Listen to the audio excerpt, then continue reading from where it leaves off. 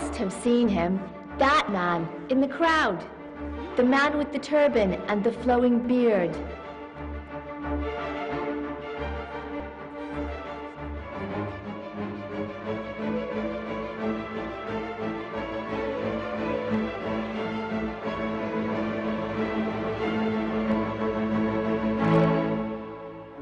Some of us know him, others don't, but take a good guess. Some are completely ignorant, and when asked, we'll ask you back, who is he? Who is he? Who is he? Who is she? Who is she? Who is she? Who is he? Who is he? Who is he?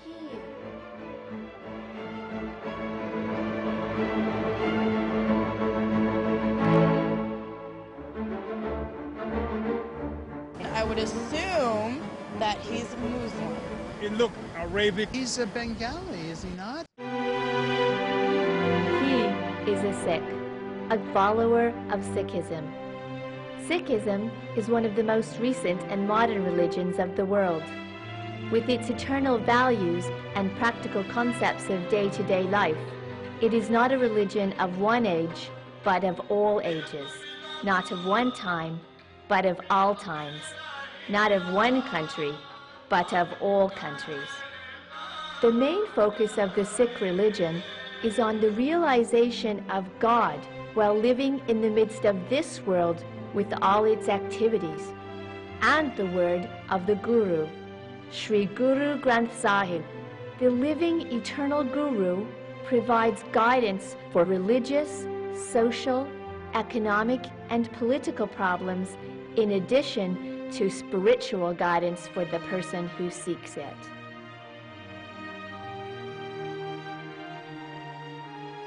Langar, or Community Kitchen for All, is a unique institution of the Sikh religion. It aims at removing all distinctions. It has developed amongst the Sikhs the spirit of discipline and service and the will to give away something for the cause of religion and humanity. It gives us a glimpse of real Sikhism in both theory and practice. A Sikh marches ceaselessly with devotion on the path to seek justice on the battlefield.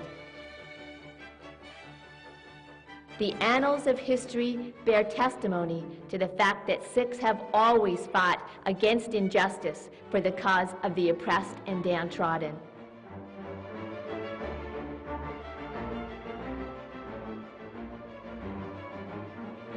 The geographical boundaries of India would have been very different had not the Sikhs shed their blood while fighting the invaders.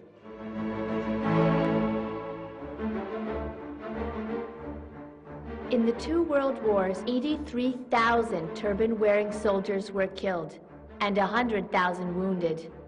They all died or were wounded for the freedom of Britain and the world during shell fire, with no other protection but their turban, the article of their faith.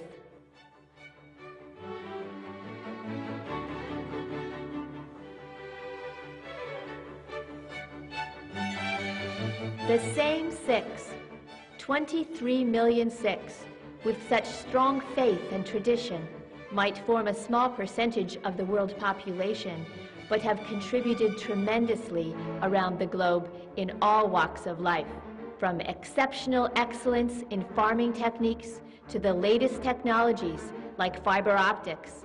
You name a profession and you will find them there, a Sikh just beside you, amongst you. This country in 1960, there were perhaps 3 Sikhs in New York and no more than a handful of Indians. And then I went to school in Oregon, spent 8 years there, and I think I was the only Sikh around for several hundred miles. Things have changed. Now there are several thousand Sikhs in this area. He is one of us, working beside us, a normal being, just another human being. I first met Dr. Singh when I had him for head neck anatomy. Well, he's basically a very humble man, at least that's what I get from him. He does wear a turban, so you can see that he appreciates his culture. This very turban is their identity, yes. But due to sheer ignorance of its meaning to people, this distinct identity has caused much agony to the Sikh community.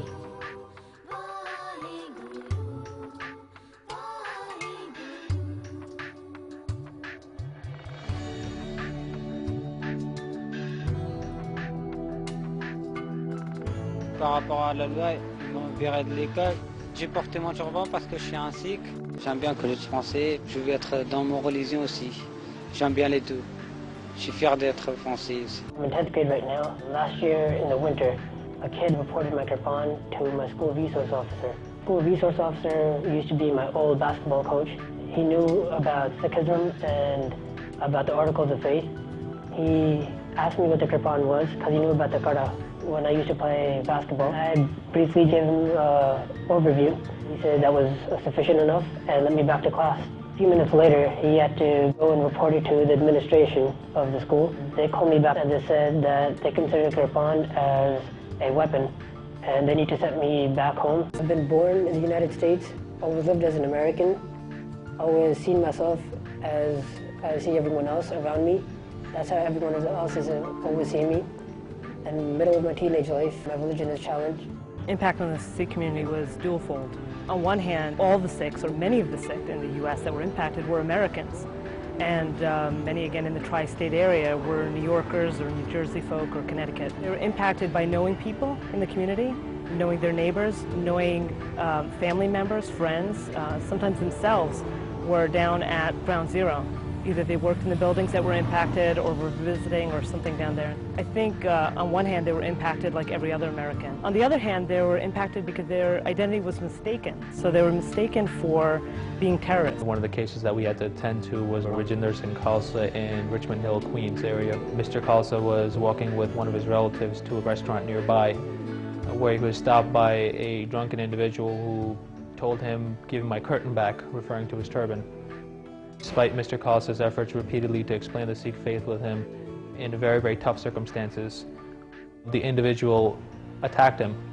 Not only did one individual attack him, but 5 or 6 other of his accomplices or friends came out and beat up on Mr. Khalsa, resulting in multiple fractures, one of which was on his eye socket, which I believe is a scar that he still carries with him today. Over centuries, the turban has been associated with many religions. The turban a Sikh wears is not a pre-tied hat-like garment. It's a large piece of cloth tied over long, untrimmed hair. Once, on the streets of Manhattan, somebody exclaimed to a Sikh, "What makes you wear this in such hot weather? Is it that precious a thing?" Yes, precious are the Guru's words to a Sikh. Guru Gobind Singh, the 10th Guru of the Sikhs, gave them a distinct external form to remind them of their commitment and to help them retain an elevated state of consciousness. These are the 5 articles of faith. Case. Uncut hair and beard given by God, called Vaheguru. Sustain a higher consciousness. A turban, the crown of spirituality, covers the uncut hair. Kandra.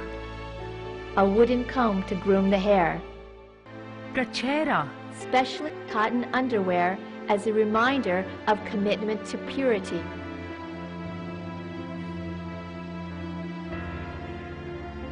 Kada. An iron bracelet worn on the wrist, signifying commitment to truth and freedom from every other entanglement. Kirpan. The sword with which the Khalsa is committed to righteously defend the truth. Hence, Sikhism is a convergence of Bani, the Guru's code of conduct, and Bana, that is, uniform, the 5 articles of faith prescribed by the Guru. A boy born a Sikh is called Singh, and a girl is called Kaur. But should that be a reason for alienation? Because you are born a Sikh and you choose to follow your faith truthfully? In contrast to the recent hardships faced by the minority Sikh community in various parts of the world, we saw them as an integrated force in the form of United Sikhs organization, reaching out to people affected by the tsunami, Hurricane Katrina in the US, and the recent earthquake in Pakistan and India. Every day, at the end of Sikh prayers, a Sikh says, "O Nanak, in the name of God, everyone should prosper and be happy." The foundation of the Sikh religion is laid on love of God and the good of fellow beings.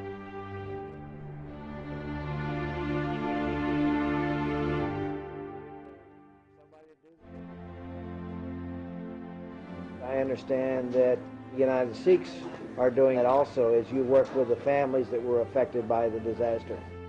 Everybody picks out an area which they want to specialize in, and they get really good at it. FEMA turn to that agency and say, all right, if we need clothing, we turn to the Adventist. If we need somebody to do the cooking, we turn to the Red Cross and the Salvation Army. Certainly appreciate the fact that the United Sikhs have joined us in, well, we call it now the Joint Field Office. We've appreciated the fact that one of your experts was able to assist us with a computer's problem.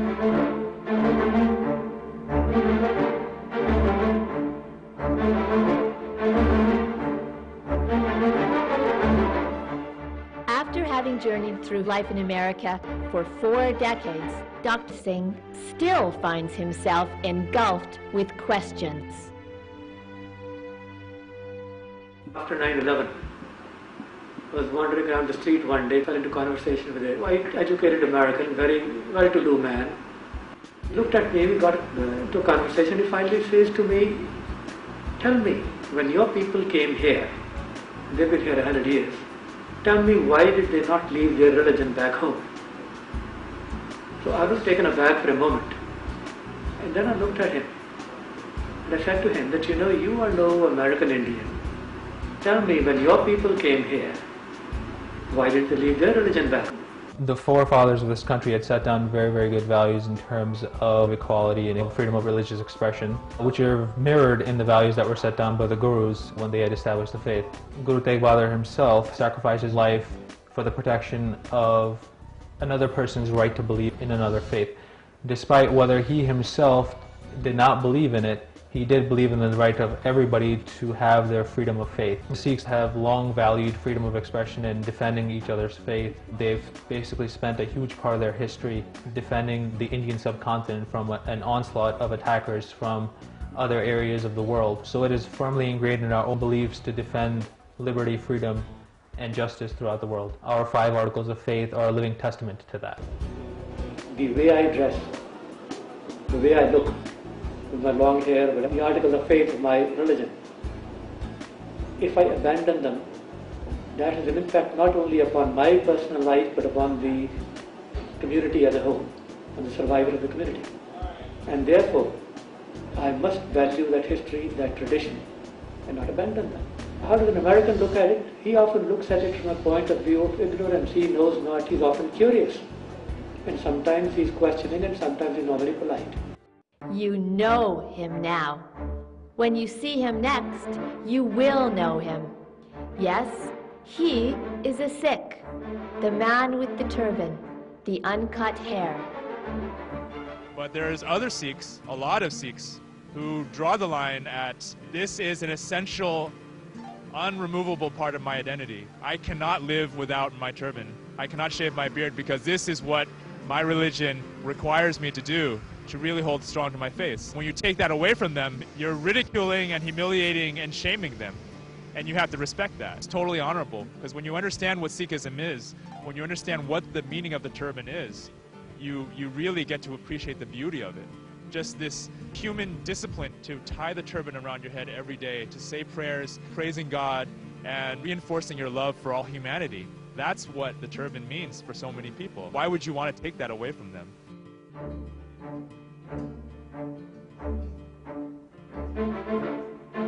I got Sikh friends. They're Sikhs, aren't they? But basically the turban is what makes me know that you're Sikh. I think it looks good on him. I think it suits you well, sir. Yes, She knows him now. He is a Sikh.